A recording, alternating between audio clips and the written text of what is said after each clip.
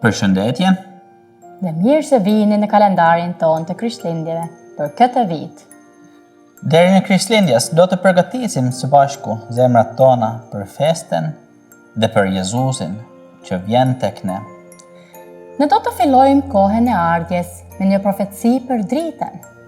Isaia thot: populli që ecën në errësirë do të shohë një dritë të madhe. Kjo drita nuk është diçka që ndesim vete me denjat tona, me përpjekjet tona, apo me jetën tonë të devotshme. Drita vjen nga jashtë, nga vetë Zoti. Ardha nuk ka të bëjë me atë që ne shkojmë tek Zoti, por me atë që Zoti vjen tek ne. Dhe Luteri shkruan se Ungjilli është si një lambë që ndriçon në errësirë, jo për ata që mendojnë se shohin, por për ata që janë në errësirë.